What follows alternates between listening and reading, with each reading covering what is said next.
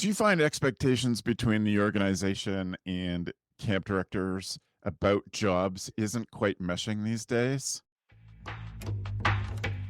This is CampHacker. Come find our show notes and our blog for camp directors and leaders at camphacker.tv.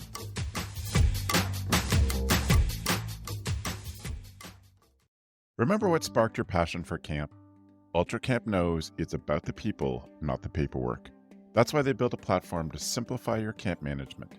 Learn more at ultracampmanagement.com/camphacker. Why spend hours on your schedules only to find mistakes and missed activities for your campers? Let Camptivities do the heavy lifting and help you create the best schedules yet, without the mistakes and in less time. Come check out Camptivities, specifically designed for camps by camp people. Find out more at camptivities.com.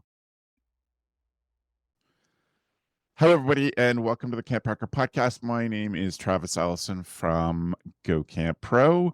Our show is brought to you by UltraCamp, Camptivities, and the staff recruiting and retention email course that Beth and Matt and I have out right now. I'm a summer camp consultant specializing in getting parents to open, read, and act on your emails. Hi, everyone. My name is Chris Hudson. I am the former camp director of a place called Camp Highlight. It's amazing. It's a sleepaway camp for kids who have LGBTQ parents. I am also a summer camp consultant, and I specialize in making sure that camps are safe for staff, family, and children, regardless of how they identify along gender, sexuality, religion, ability, or other axes. Hi, my name is Dan Weir, and I'm a consultant in the summer camp industry, meaning that I help camps grow with Immersive First, and that might be helping them figure out how to get kids. That might be helping them get their next director. And then with Day Camp Community, that is also specifically for YMCA Day Camps, a service I provide, a subscription service, but happy to be here. Hey y'all, I'm Esther. I'm the founder of CampHire. CampHire helps summer camps with their staffing and recruitment needs. We specialize in seasonal recruitment and executive searches. That's awesome. Esther, I'm so glad to welcome you here. I wanted to catch up with Dan for just a second. Dan, it's wonderful to have you back on CampHacker. Thank you. Thank you. It's great to be back. This must be like episode 150 for you. I definitely can't keep track. Definitely. Yeah. I wonder if you could just touch a sec, Dan, on Day Camp Community. That sounds interesting work that you're doing. And I wonder if you could just give us a highlight of that work. Yeah, it's the easiest way to share it is to share the story. So I switched from running a very large camp that was just focused on camp to working for an association Y that did many things, provided gym and swim, provided childcare. And one of the things that blew my mind was that I was watching our day camp directors go from running childcare on a Friday to running their day camp on a Monday. So we literally started a subscription service with just turnkey resources for them. So that way they're ready to go. And that's everything from, forms to education to literally savings with vendors. So you can get discounts on like your staff t-shirts through the service as well too. But it's just particularly crafted for YMCA day camps. And it's great. I have 42 camps that are participating. I'm sending out contracts today, and that number should be actually almost doubling by next week. Wow. So Wow, so things going well. It's going great. And Chris is actually one of the support team. There's quite a few folks that are supportive. It's not just me; it's a whole service in that way as well too. So super excited to be supporting folks. I really feel for people that have to go from running childcare to running camp, and it's stressful. It's really stressful. Flip. Yeah. What's the URL for the Day Camp Community? Yeah, it's just daycampcommunity.com. That's it. Super long, but yes. Yeah. Glad to have you back, Dan. Thank you. Esther, how did you get connected to camp?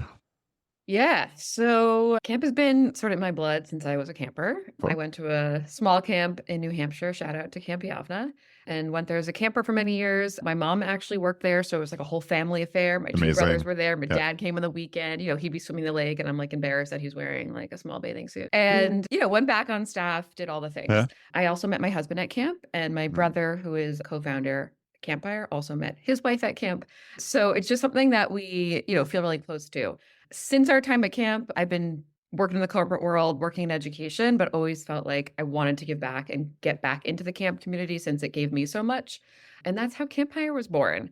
My brother and I were just throwing around ideas like, how can we get back into this? And directors very quickly, the pattern came that directors were like, we don't have enough staff. Yeah. And this was even 5 to 6 years ago. And the problem is still here. And so we're like, all right, let's take a stab at it. Like, let's see what we can do to help support just like a small network of directors that we knew on the East Coast, in the Boston area. And we've just grown since then. Like, if you're in the camp world, that directors are trying to run these little cities. Mm-hmm. And recruitment takes over and they can't do anything else. So Yeah. the need is there. So that's how we grew. Now we do a seasonal business where we do nurses, chefs, and counselors. Those are our 3 categories leading up to summer. And it's a platform. So it's kind of self-serve, but we'll source all the candidates for you. And then we have executive recruitment. So we're doing full-time year-round staff. So right now we have a VP of operations we're helping to fill, executive directors, HR people, anyone who's doing that full-time year-round leadership staff, like whenever you have a gap. And we find that, a lot of time the people stay in these roles for a long time. Yeah. And when they do turn over, it's like, how do we do this? Right? We haven't done it for totally. 10, 15 years. So much has changed since then. And it's a big effort to get the right person. So that's how I started. That's my love of camp and a little bit about what we do. Amazing. And how do people find CampHacker? Yeah, CampHacker.com. Wonderful. All right. Yeah. So listeners, we will come back and remind you how to get in touch with Dan and Esther, but you can always go to camphacker.tv/podcast to find our show notes from today and find out how to get in touch with people. I want to take 1 sec and just remind people that we are grateful if you would give us an honest review on your podcast app, or if your podcast app doesn't give a chance to give reviews, go to ratethispodcast.com/camp, and then you can leave a CampHacker review there. The other thing that's pretty new as the technology has changed is when you're listening to us on a podcast app and not through a smart speaker, you can click on the show notes, and at the top of the show notes, there's a place that you can leave us a message. And if you have questions you want us to answer or responses to our shows, you can find that at the top of the show notes of every CampHacker episode, probably starting fall 2024. And let us know or let us know how we can help you, basically. I'm grateful to have you folks join us today, and I think it's a really interesting topic, and we specifically asked Esther to come because of this topic. But Dan, I wonder if you could introduce it for us, please. Yeah. So I think the easiest way to introduce it is to tell people about the WhatsApp chat we were having recently. So I'm conducting 2 searches at the moment, and meaning for executive level leadership.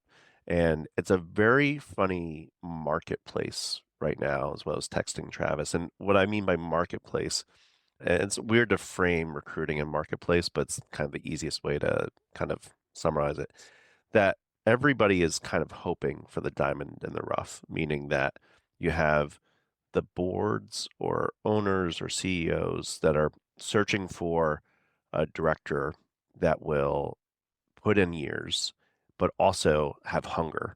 And sometimes there's a juxtaposition with that, right? And then we have applicants that want to work for an organization that frankly won't burn them out and will provide them resources. And it's interesting because Esther will attest to this. Like when we have these conversations with both sides of the aisle, both sides of the party, like both want the best for each other, but sometimes there's this almost gap in language. And, I know we both kind of like take on this role of like, no, I think you should really pitch it this way, or, you should really kind of talk about what that job title really means, and really getting to the nitty gritty of it. But it's just fascinating to kind of watch folks navigate. On top of it, I'm seeing a drastic amount of people apply for positions. Like, the one I just most recently posted, the applicants becoming in fast and furious, and qualified too. So it's like a very fascinating moment in our industry of people looking for their next opportunity, but also being very cautious of it as well. That's kind of was the text we had back and forth. And yeah. Esther, what have those conversations felt like to you? I mean, I'm specifically thinking about the gap, and of course, I want to get to how we close that gap, but what have they been like for you? Yeah, well, I want to reflect a little bit on Dan's point that he mentioned that there's like this diamond in the rough, and that usually the camp side is really pushing for someone to sort of play into so many different skills needed in a camp director. And also, Aaron's my co-founder and brother. We hear so much from initial calls with camp directors that, we're really looking for someone who's going to be here for the next 10 to 15 years. We want someone who wants to find their next family home, Right. camp family home. And at first you're like, yeah, that makes sense, right? Like everyone wants to hire the right person for longevity.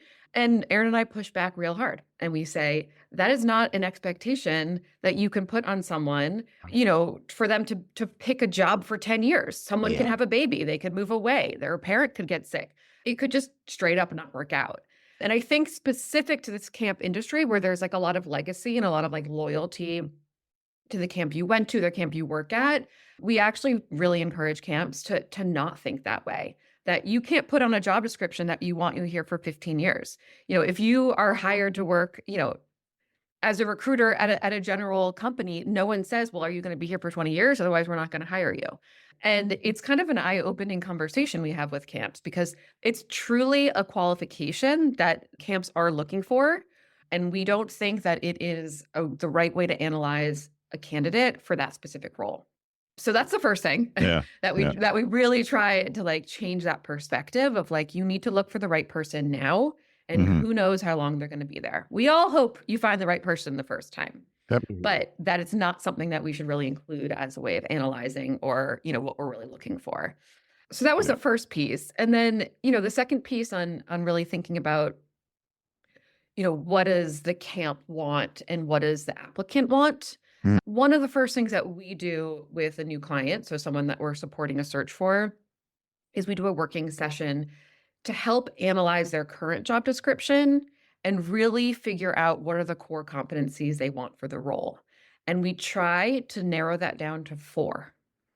And all the camp directors out there who might be listening, it's like, what, 4? But they need to talk to parents and they need to do marketing and they need to recruit for new staff and they need to recruit new campers and they need to help with the maintenance and the list goes on. So we really think it's true. But first of all, your job description can't be that long. Second of all, not everyone's going to be good at all those things. What are the 4 pillars that are going to be core to this role that you really need in order for this person to start on day one? Like they can't learn it. They need to have it. And through that working session with them, we really pick apart and categorize things. And then you very quickly, the bottom of the list, things that you learn that you can teach almost come off of the resume entirely. Yeah. And we don't analyze for that. So that's sort of that juxtaposition of we want everyone, we want diamonds in the rough versus, getting candidates to really understand what they're applying for. The job descriptions that are super long and include everything, it's almost like saying nothing because they just run through it and they're like, okay, I guess I'll apply. So that's something that we try to do on our end. And we find it really helps with everything from understanding the role itself to analyzing candidates and having it being like a really fair recruitment process. And it also that I love that focus. I'm so happy that you make camps do that because we talked a couple episodes, Chris and I, about the value of delegating, and that'd be one of the first 4 things on my list for a new hire. I listened to that one. You need to be better at not plunging toilets, not lifeguarding on a Saturday, and not plowing snow blowing your driveway. Yeah, so that's awesome. What do you think, Chris? I love what you're saying, Esther, because I find, especially on the rare occasions when I will look at listings for jobs, people tend to list every single quality that they want to the point where 2 things happen. One, people who don't have all those things apply anyway, which then puts you in the uncomfortable position where it's like, now you have to do all the work that you were hoping the listing would do, which was to delimit people. Right. So that's the first, but that is the thing that people just apply willy-nilly. And so it just creates a lot more work on the back end. So I love that idea of distilling it down to 4 things. The other thing I was thinking while both of you were talking, Dan and Esther, is I wonder, just as time marches on and the industry has changed, the expectations that people have for people applying for a camp director job, I think are really interesting because, well, for instance, we want someone to stay for 10 or 15 years. Everybody wants to hire a camp director and have there be continuity, not just for a year or 2, but for a decade or more. When we stop to really think about that in an employment sort of mindset, that's wild, hot, and crazy, It's wild, hot, and crazy to put out a job and be like, okay, so are you good through 2034? Like, that's insane. But yet it's somehow an expectation that we have. And I don't really have much more to say about that. It's just that struck me as something I want to think about more. Why do people have this expectation that you need to hang on to this job for 10 years? That's wild, hot, and crazy. So and it's very industry specific. Yes. Yeah. So it's so funny. So like I was having a conversation with a CEO who's hiring their camp director, exec director underneath them. And it's so funny because the language is so different amongst every organization. And so they said to me, we really want somebody to stay there for a while. And I understood their sentiment because, the longer a director stays, the higher the camp enrollment goes, the higher the quality goes, right? Like there is correlations to that. My response to them was, sure, but you recognize you have a responsibility to take care of this person, so they're going to stay, right? Like you understand that this is not like you can't just wish this. Just that on you that actually, also. Yeah, exactly. Like you have to provide them with benefits for their family that you make them want to stay. You have to provide them with housing that fits their lifestyle, professional development. Like if you're investing in them, these type of people might stay. But like if they don't feel invested in it, and it was a very funny moment. And this is like prior to getting into the weeds of actually running the recruitment process for them. It's a frank conversation that boards need to have as well too. I actually find a tremendous amount of the work that we do in Immersive First is board education, really explaining how a camp works and what to realistically expect out of your executive director, camp director, and for the privately owned camps that are listening to this, you might not understand this kind of concept, but like to have a group of people overseeing you that are professionals in other domains but don't necessarily know the camp landscape, it's challenging. And there has to be education for folks in both directions. Well, and I mean, from a camp owner's perspective, if they're hiring somebody, I mean, that's usually if it's a family run camp, they will have had generations do it, and now they're at a point where somebody's kids don't want to do it, and they bring in an outside director or bring in somebody to be the director, but not. So that's their perspective. Like we've had somebody direct for 20 years and they've got to know us, and it's obviously very valuable to parents because there's a lot of trust that builds, etc. But setting up a person to do well in this job and therefore saving yourself the long-term energy of having to go through a whole procedure and hiring again and again is so important. And so I get that this is my very Canadian perspective on this, but we have a friend who is having a C-section today and is expected to be a camp director on the 1st of February. Oh my gosh. What? Yep. I'm sorry. I'm sorry to that person for listening. Yeah. That's not right. And yeah, it just makes me want to throttle the camp board. And I mean, there's lots of little pockets of camp where they are still holding on to just that expectation that you're doing it for the good of the kids. And so therefore we can dump all this on you. But for me, part of my perspective on this is the same. When we were camp directing, I mean, partly it comes out of people saying, you must love working with kids. And I'd say, I don't really. And they'd be surprised about that because my answer is, I really like working with staff. And frankly, my job is not to work with kids. And a board is not, their job is not to set up for all these things. Their job is to create a supportive environment for one leader who can then support down the line, et cetera. Exactly. What you're saying reminds me a lot of this buzzword, which is the candidate experience. Yeah. So I come from a background doing recruitment at Google, at Etsy, with nonprofits, some of these big tech companies where they have this down pat. And, part of my mission at CampHacker personally is to bring that over more to the camp industry because the candidate experience matters. And what is a candidate experience? It's how they feel throughout this process. And then it involves exactly what you're saying. Like when someone says, what are the benefits? What's the maternity leave? What's the living situation? The answer needs to be like, here are the benefits and here's the maternity leave versus like, oh, we don't really have a package. Oh, we'll figure it out later. Yeah. We'll give you a stipend or, it's we'll let you customize it. Yeah. Yeah, exactly. Which means like it'll fall to the side. We won't get there. Exactly. So I had an awesome candidate, finalist for a role, and she had a young child. And she was asked to move to camp, which is in a pretty rural area. Yeah. And in the end, she said, I don't feel comfortable sending my young kid to that school district. And the camp was not able to be flexible about where they lived, whether she does some remote work or she lives outside of the small rural area. And they lost her, right? And she had choice. So there's also this thing that candidates, really good candidates, have choice. There becomes a flip that I think a lot of industries don't recognize, or camp industry doesn't recognize, is that we often feel like the candidates that we're interviewing, we could have the pick, right? They really want us. They want to be our camp director. And then there's this switch, right? Where it's like, no, actually, like, you really need to understand at some point that they're going to have the choice. They're going to have options, and we need to move fast, be flexible, and understand the candidate experience really matters. Our communication matters. Having benefits, having flexibility matters. And I think another piece of that, which is the candidate experience and the package, is this location piece. So, we tend to think that providing housing is a perk. I think it's the complete opposite. Nobody wants to move to middle Dig of into that, nowhere. please. Yeah. Can we talk about it? Can we talk about this, Wisconsin. please? Let's talk about it. Let's talk about that. It is so industry nuanced that a job that you accept also encompasses your dogs and your spouse and your kids and your house and your car. And so it's not a perk to ask someone to move to the middle of nowhere. So it should be taken off of the package. It's not part of a comp package. Exactly. And can we be more flexible and offer remote work? I was working with another camp, and they really wanted this person to be at camp.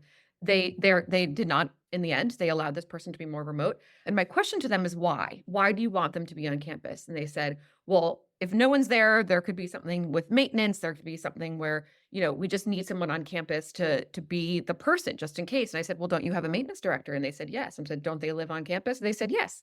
So I said, this person doesn't need to live there. Thank you. We landed on a medium where they needed to be within 2 hours driving distance of camp, but that also reached major cities. So really thinking of the candidate experience and getting rid of those barriers so that you can really attract top talent. The moment you put remote during the off season, immediately you're getting more talent. 100%. Because it's very unique to our 100%. industry. And if you can be flexible in that way, you will get top talent, and you will win out if they are competing. If you have competitors, that person's interviewing other places. 100%. Yes. 1,000,000,000%.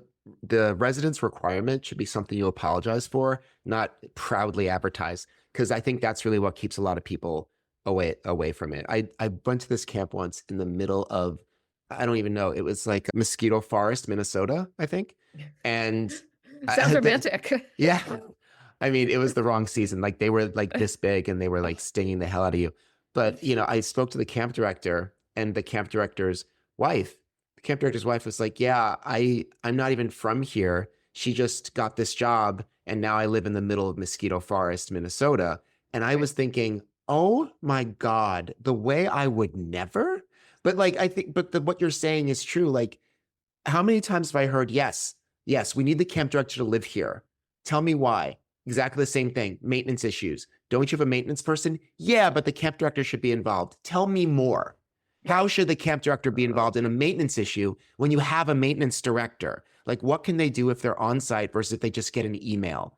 And then everyone's like, blank, blank, blank. I haven't thought about it. There is something about this industry where we expect people to accept positions as if it's a lifestyle/cult. Mm-hmm. And while that might be magical and romantic to a certain degree, like, the current economics of this situation just don't lend themselves to advertising ourselves as, hey, come on in. We need you to be here for a decade, and you need to completely subsume your personality to what we're doing here. I just think that's too much to ask anyone nowadays.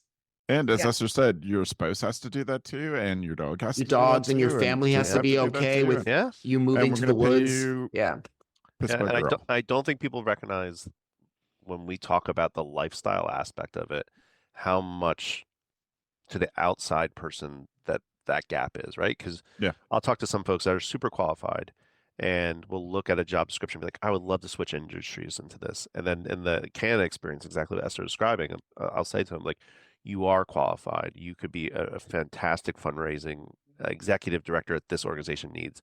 I just want you to also recognize that this org really wants you to actually live on site during this time period and this time period, is that a lifestyle commitment you're able to make?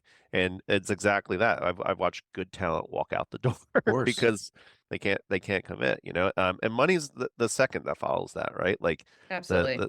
the salaries, Esther and I talk about this all the time, that like there's a certain threshold where people can't live on anymore. I talked to a really phenomenal program director last week, and she was just in tears saying, I can't live on this low of a salary anymore. It's not fair to the people around me. It's not even fair to myself, but it's not even fair to the people around me.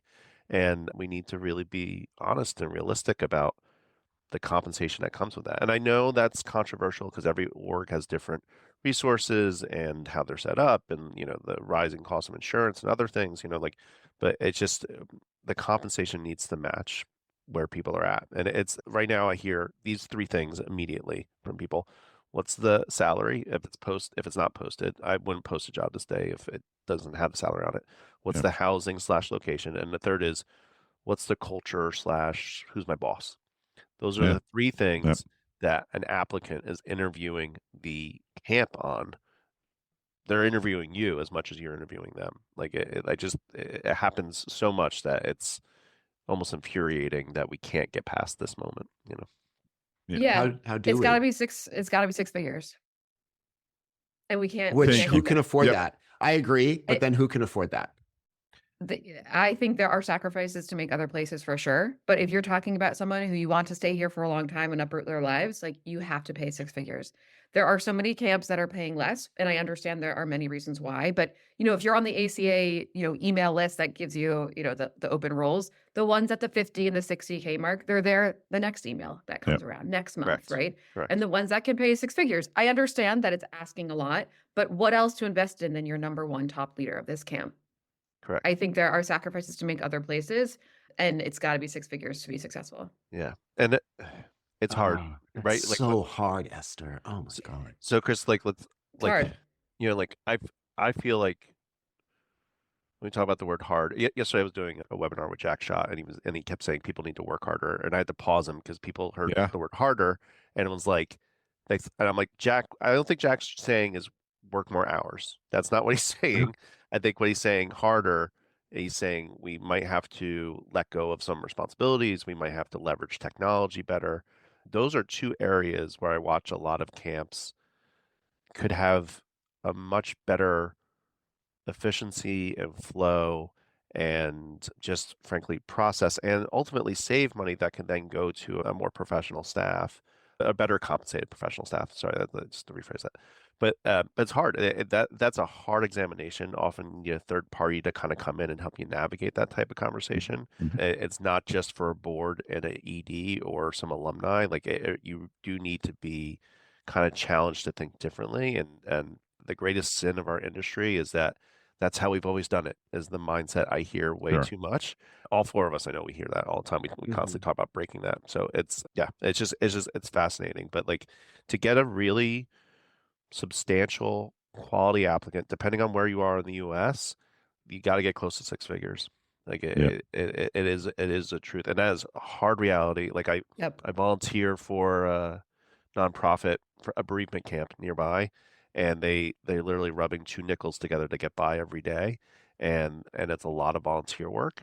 And that's a completely different type of camp I'm talking about compared to the year-round operation with a property or that, but I mean, I see your frustrated face, Chris, and I get it. I mean, I really do. I will say that we post jobs for free on Tuesdays to our email list, and I have had to say no to camps because I'm not going to put on my email list that you're offering less than $40,000 to do this job. And it's like what people expect, again, what organizations expect. Now, you're going to say it well in just a second, I know, Chris, but I understand that having come from running nonprofits that run camps, I understand that constant money thing. And I agree with Esther. We have to be smart about that. We have to charge more and figure out how to scholarship more. One thing that's been my newer perspective on this, because of some of the work that we're doing, is we are taking some of just the trivial garbage off of your own camp staff's plates by helping set up systems to do that. There's a lot of AI implementation, but if we can, sometimes we're saving, 2.5 is pretty high. Let's say 1.5 days a week of people's work just getting stuff off their plate that then will allow the camp to make more money, better recruiting, all those things, because they're not stuck in those little things that take up so much time.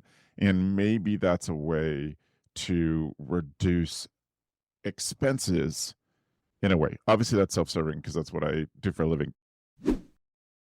Every year, it's the same thing. Lots of hours spent working on the daily schedules, only for there to be mistakes, missed activities, and lots of stress. Why is it so difficult? There's got to be a better way. And there is.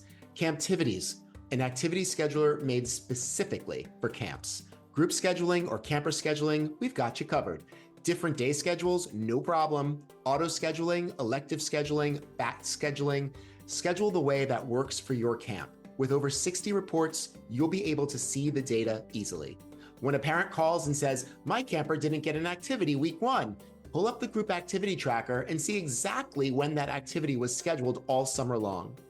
Modernize the way you do activity scheduling. Make it easier to collaborate with team members. Get rid of the mistakes and make sure your campers are getting to all of your activities. We'd love to show you the next big thing in camp. Now's the time to find a better way to schedule this summer. Don't wait. Next summer will be here before you know it. Let us help you get away from your desk and back out in camp. Visit camptivities.com to set up a time to chat. Exclusive to CampHacker listeners. Generate fresh ideas for activities, staff training, marketing campaigns, and more with UltraCamp's plug-and-play AI prompt guide. Download it for free at ultracampmanagement.com/CampHacker. Why struggle with multiple systems when one can do it all? UltraCamp offers a platform that simplifies your work by combining all aspects of camp management into one seamless solution. UltraCamp brings everything you need into one easy-to-use platform. Plan schedules and activities with just a few clicks.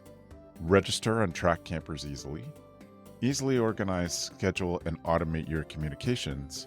Manage payments and donations seamlessly. Get back to what you love. UltraCamp helps you spend less time on admin tasks and more time creating unforgettable camp experiences. Ready to see if UltraCamp is the perfect fit?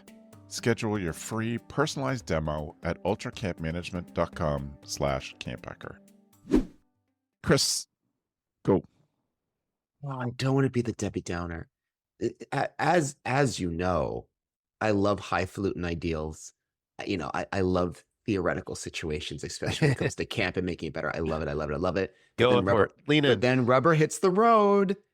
And as much as I love the idea of people offering camp directors $100,000+, the reality of the situation encroaches. Now, Travis, we've had multiple episodes on the challenges that camps are going to have to face in the next 5 to 10 years, right? On the staff side, for sure, on the environmental side, on the marketing side, there are so many things that just us as hosts of this podcast have asked camp directors to do. We've asked camps to do so much. And now here we are being like, well, you've got to start by paying your camp directors 20-30% more than you are already paying them. That is just going to be how do we yes, thank you, Esther. How do we make this attractive to people? How do we describe the importance of this without necessarily turning people off to the idea? Because I bet people listening to this right now are like, there's no possible way. Okay, I'll move on to the next episode. So what do we say to them? Yeah. So here's what it is. I think identifying the roadblocks of why you're not getting the qualified candidates that you want, and then figuring out which roadblock that you can change or have control over. And I can tell you what those roadblocks usually are. We've already discussed them. Number 1 is salary. Number 2 is expectations of living. And number 3 is job expectations. Yes. Right. So we'll often go back to a client and be like, we are getting candidates that are walking after the first conversation that are really qualified. Here's why. Or we're getting applicants and they're not qualified for the role, right? These are probably people I wouldn't put in front of you. So which of those 3 can we bend on? Can you think about it being a remote role, right? Great. Then we've knocked out one of those three, right? Instead of having it be, also in charge of marketing, can you hire a third-party marketing company that's probably not that expensive and you can do it seasonally and then not expect this person to have all these marketing skills, right? So like the job expectations could change a little bit, or is it salary? Those are usually the three roadblocks that we see. If you're like salary cannot budge, we're at our absolute top, like 65, 75K is where we're at. How can you change the other two? Exactly. Go back to market, see what you get. Exactly. Yeah. And allow for them, like if, let's think about the applicant, right? Like, let's say the household applicant knows I need to get close to six figures, right? And the salary's at 60, 70K. That's okay if that person then is able to take on additional work. Like there's plenty of other camp directors, camp owners, or execs that do some consulting on the side, right? So like it all goes back to the job responsibilities that correlate to it. When I'm consciously saying six figures, I'm saying to the full-time living your job lifestyle person. I'm not talking about Paul Rubin, the executive director for Camp Bereavement, the Camp Good Morning that I volunteer with, that he only runs a few weeks of camp and he also is a social worker and so like he runs the camp. That's not what I'm referring to. I'm referring to that full-time person, right? So like, but it's hard. It's really, I mean, I have conversation after conversation with a qualified person that can't afford to live on the salary. That's where the sentiment comes from it, popped into my mind is recently I was working with a camp that was in a similar situation to this, where they're like, we are at our top budget. We want this candidate. I knew the candidate's expectations, right? I ask, what's your expectation? And if it's too high, I'll bring it back. We'll have a conversation about it. In the end, they worked out part of the package was incentivized. So if they recruit a certain so if they're by the end of their first year, exactly. It could be camper recruitment growth. It could be a lot of different ways that you can measure growth, and they get a bonus if they hit those numbers. I actually think the numbers were high. I'm not sure this person will hit those numbers within their first year, but they'll reevaluate. Maybe they'll hit them the second year. And that gives camp some leeway of, I don't have to give this money right now. And it motivates that person to really work for it.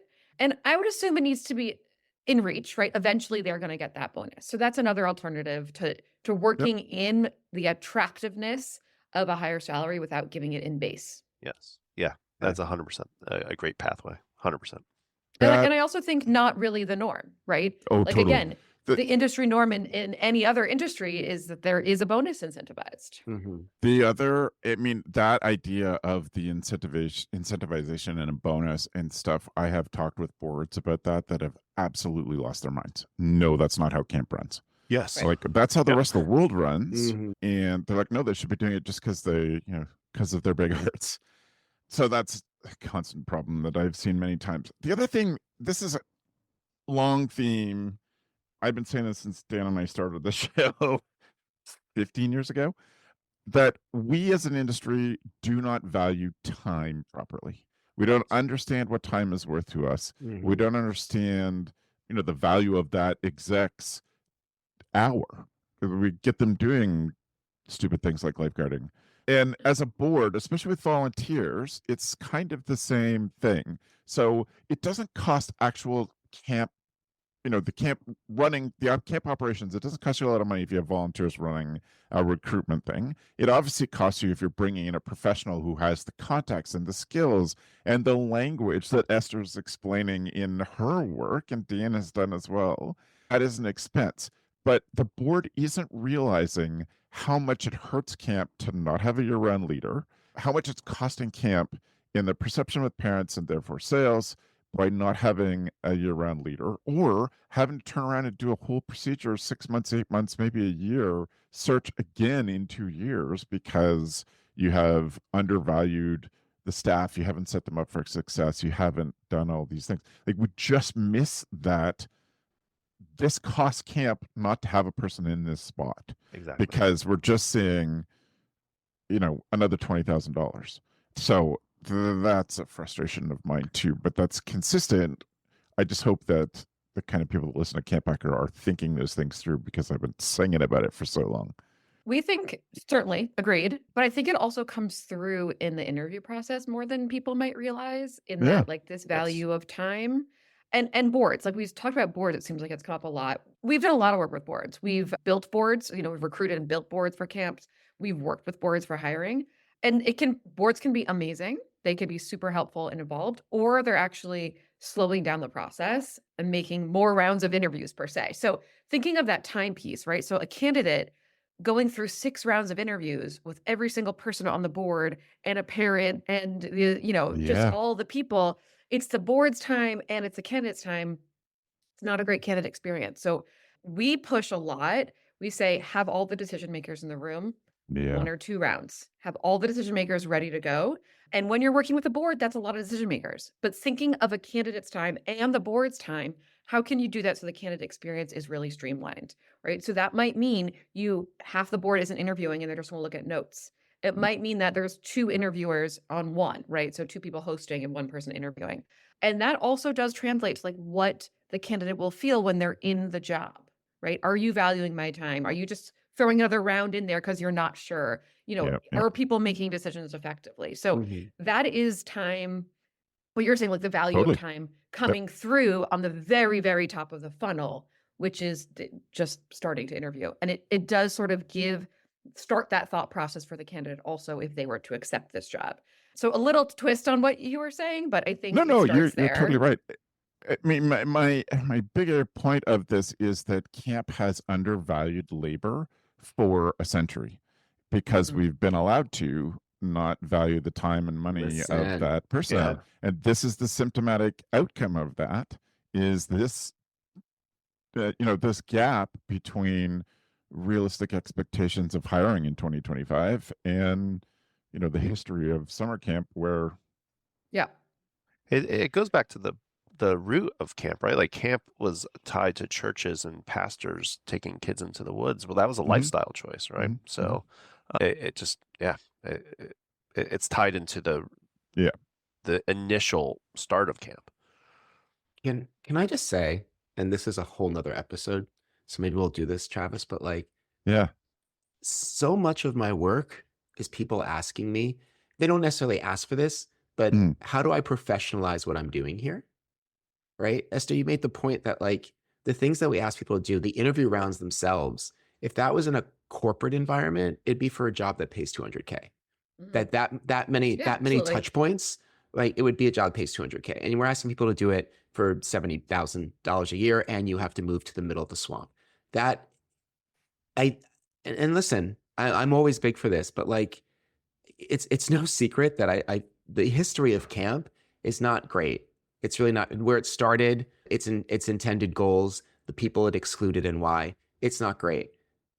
Perhaps now, 100+ years later, maybe now's the time to start from the bottom up, thinking about what we're requiring from people, what our expectation is, what the service it is that we are providing, and where that exists in the constellation of childcare and youth development. First of all, childcare is consistently and historically devalued, which is the first hurdle. But I think the other hurdle are these ideas that we have around a lifestyle position or a cult membership, which is how sometimes people sell camps to get people in. Oh, it's great. You'll meet your family. You'll meet your friends. I have family and I have enough friends. What I need is a job, right? What I need is a job where I feel like I'm doing good work and that I am being effective and efficient.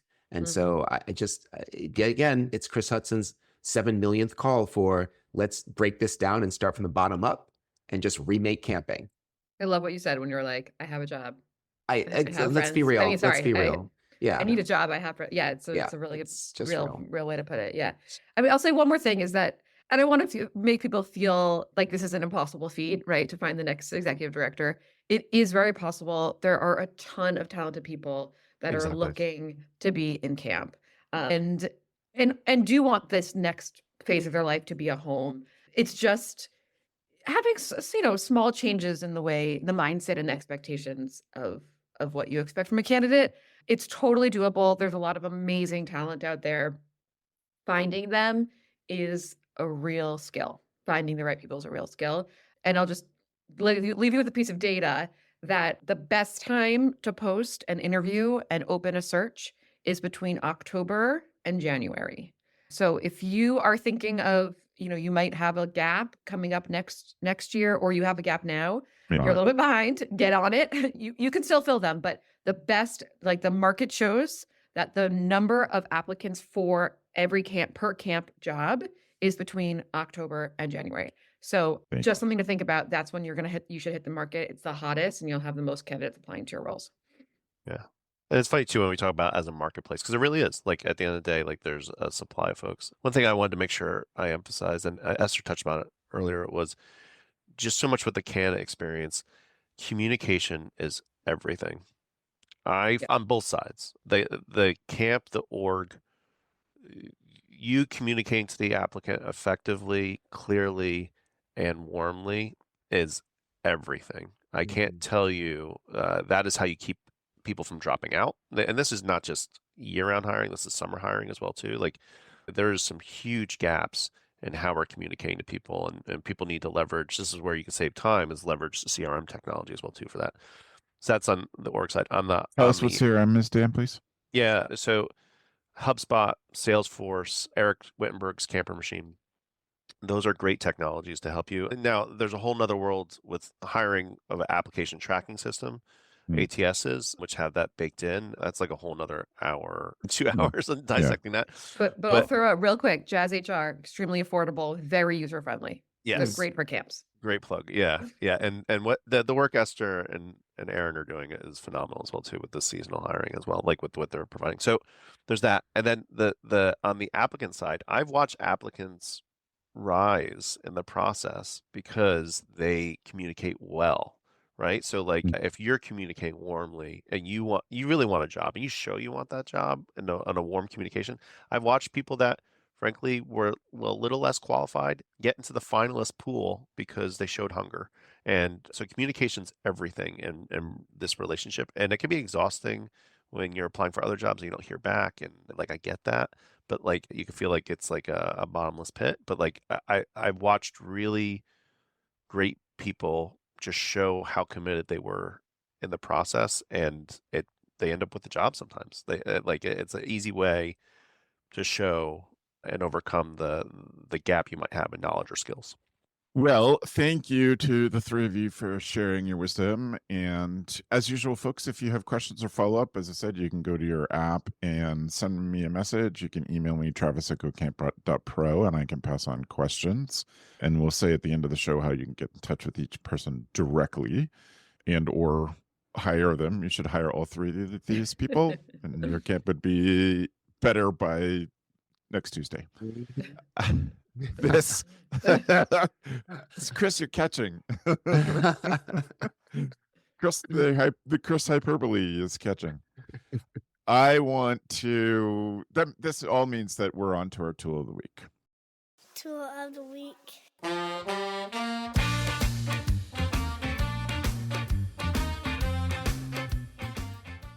For those of you who are joining us because you have followed Dan or Esther here, Dan back and Esther here for the first time, Tool of the Week is something that each panelist brings to help you become a better camp director.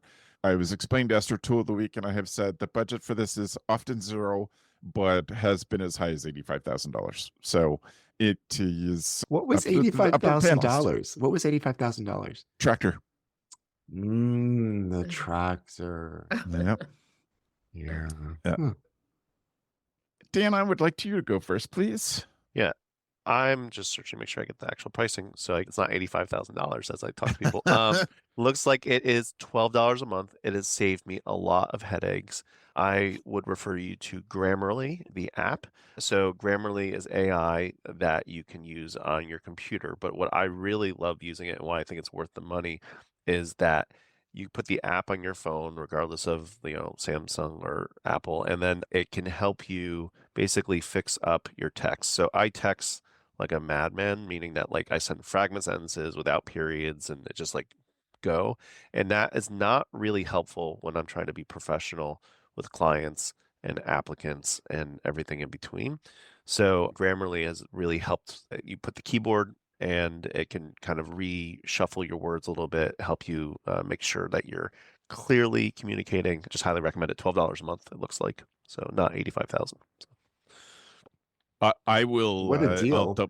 double down on this one. It is so good, and it has helped me with just wording, like simplify this in my email or make this more clear. And the new update recently, especially on my computer, I haven't noticed on my phone yet, but that will just offer you such good suggestions for rewriting. It's been incredible. Amazing. Yeah, 100% worth I it. use it on my computer daily, but I don't use it on my phone. So I'm going to put it on my phone. Yeah. Right on. Excellent. Chris, what's your tool of the week? Okay, so if you listen to the show, I have recommended every single thing that I've ever bought and that I own, except for this one thing that I overlooked, which literally made my life as a camp director way, way better. And it's such a no-brainer. It's honestly just a battery-powered lamp. And let me explain. Like at our cabins at our camp, there's one big, gross overhead fluorescent light. And all of the admin sleeps in the same place, and we all have to have the same bedtime because once the light goes off, you can't see nothing. And all the wall plugs, I don't know what's the situation where you are, but there's printers, there's laminators, there's computers, there's no space for anything. And so this sounds so crazy because it's such an obvious solution. Having one of those battery-powered lamps that are really popular at restaurants, at least in New York right now, like you just touch them and they turn on. This changed my life. I've been able, listen, and I don't encourage this, but I was able to continue working past 1 a.m. in my bunk. And I do not, that's a boundary issue. Do not do that. But I was able, let's say I was able to continue reading in my bunk after 1 a.m. Let's just say Better that. to relax and get ready to sleep and look after campers next month. The ones that I bought are pretty expensive, but I think you can find them way, way cheaper. And like, there's a million different versions of this. It's such a simple fix. Check it out. Listen, this is exactly why Tool of the Week was invented, for these little things. Like, you probably haven't thought of this, but I found it and I was so excited. The way it took me 28 years of being on a campus to figure this out is embarrassing, and I apologize. Did you not have headlamps? We had headlamps, but like a headlamp when it's pitch black and it's on your head and you're in your bunk, isn't the thing. Yeah, it's very bright. Yeah, it's not the zhuzh you're looking for. Sure. Yeah. Zhuzh indeed. Okay. Esther, I'm going to give you the last word. So I'm going to talk about a book that I received this week by a friend of mine that he and I both work for Seth Godin and Seth's Alt MBA program. His name is Connor McCarthy. I wish that there was an audio version of this because Connor's from Dublin and has a wonderful accent. But it is called The Unstuck Book. And my Zoom thing's doing weird. The Unstuck Book by Connor McCarthy. Connor with one N. Small questions, big shifts, get things done. So it's a 1-page, just based on my life experiences, I would almost call this a 1-page meditation on leadership. So it's a question and some ways to think things through. And so he has stuff on the right way to think about marketing, sales and why people buy, thinking about the customer first, developing a growth mindset, being present with your staff. Like great little pieces that make you think, and I highly recommend it. So that's The Unstuck Book by Connor McCarthy, available. We try not to do too many Amazon links, but it's available. It's a self-published, so it's through Amazon. You can find those links in a second. Esther, what's your tool? Yeah, so mine's free. Winner. So yeah, okay, Esther. Okay, we get it. We but get it's very it. valuable. But it's very valuable. The three of us have expensive tastes. We get it. All right. I can do expensive. We got tools. You this should is have our practical. I love it. Cost. Yeah. All right. If you are posting a job on Indeed, so you have an Indeed account and you're not applying to job, right? You're the one who posts the job. In every Indeed account on the left side, there's like a menu bar that's always open. And one of those options, it's second from the bottom, is called Analytics. Nobody goes there except for me and Aaron, who live in there. If you hover over Analytics, there's a bunch of options. And one of the options is Analytics Overview. What you can do in that tool is analyze how your job is posting compared to others. You can do things like type in camp director as the title in California. What is the average salary? And it will pull up the data over what is the average salary, and you can see where you're sitting in it. You can pull up analytics on keywords. So for example, when we're doing seasonal, we play with words like cabin counselor and bunk counselor and bunk lead, because it can tell you what people are searching. So if you don't have the word camp counselor, you're doing cabin lead, you're missing people. And the only way to really figure that out very quickly, it's all there for you. You don't even have to like search anything. You just put in camp counselor and it's going to tell you those, it'll give you the percentage of what are the keywords. Other things we use it for is it will tell you the average applicants per job posting, per time of year, per month. And it gets nitty gritty, but you don't have to go nitty gritty. You can keep it really surface level. I would recommend just going into that tool before you post a role. Just click around camp director, camp counselor, whatever it might be. Learn a little bit about what's out there in the market and have it reflect on what you post. It's such a valuable tool. Of course, it's our business, so we need to be doing those things, but it is simple enough that you could just spend 15 minutes doing on it before you post a role and learn a lot. And save yourself so much time. So much time and improve so much in such a little amount of effort. Yeah, that's amazing. Esther, I'm giving you a second tool because I've written down for Matt to put in Jazz HR as your second tool. Yes. So I appreciate that. Listen, I would think we would be remiss because it's one of those things, I don't know why people don't know this, but you should be looking on Glassdoor.com for your camp name every month. For lots of people don't know what Glassdoor is. It is a place where people can rate their place of employment and write about it, and they can do it anonymously.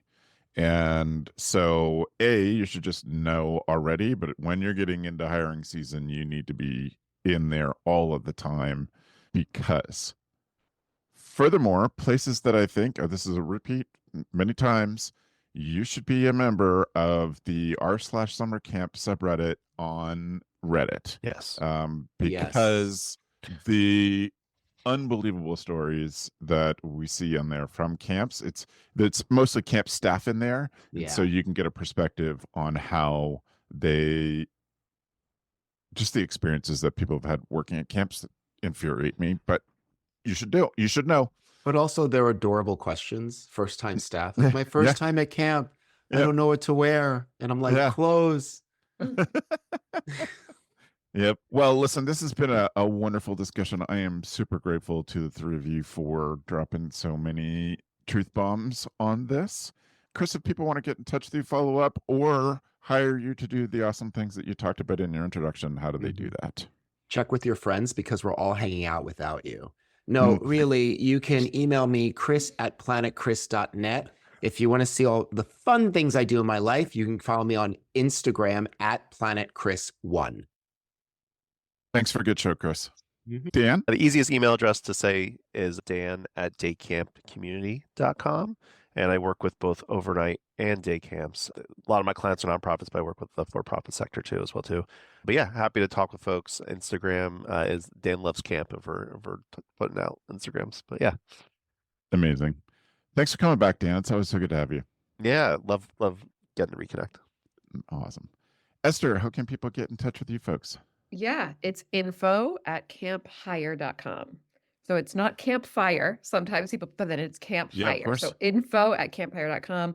And yes, we work also with overnight day camps all across the US, all boys, all girls, religious affiliation, all the camps. We are running executive recruitment searches right now, and we'll be doing our seasonal launch most likely end of March. So find us, info@camphire.com. So that's actually a great thing to do, Esther and Dan. So we're recording this. This is probably going to be launched in a week. So what jobs do you have? What full-time jobs do you have right now?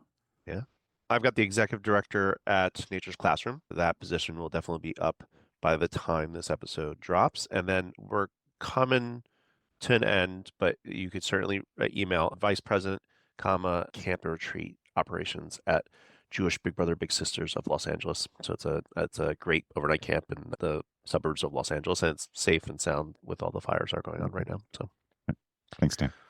Esther, what do you got? Yes, we have it's a VP of operations at Got Game Sports. It's also in California. So they are a really interesting camp that does day camps in the summer, but they also do physical education, and they do vacation camps like whenever school is not in session. So they're looking for a VP of operations, and that's the only role we have open right now. We just closed our other executive director position a few weeks ago. So that's the one we're looking for. If you're in California, into sports, we'd love to talk to you. Wonderful. Esther, thanks so much for joining us for the first time. It's great to be here. It's so nice to chat with y'all. Thank you. I will take just 1 second to shout out another Go Camp Pro podcast. First Class Counselors is the show that Matt and Oliver put on for you as a camp director to give to your staff. It is a course on how to be a great summer staff member, specifically counselor or bunk lead, but it is an amazing resource that they put out for you. So I encourage you to search for First Class Counselors, and within your app, or if it shows up on the web, you'll find a way to share it with your staff, just as a part of their professional development before they arrive at camp. Thanks for the evening, friends.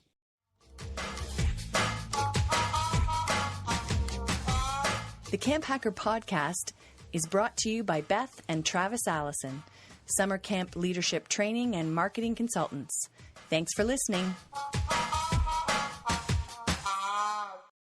Hey Camp Pros, we love that our industry is built on sharing. In order to foster that spirit, if you've gotten even one good idea from a Go Camp Pro podcast, a masterclass, from the Summer Camp Pros group on Facebook, at a conference, or wherever else, we ask that you give credit where credit is due. That way, we can encourage camp pros to keep freely sharing their brilliant ideas and make the camp industry better. Thanks very much.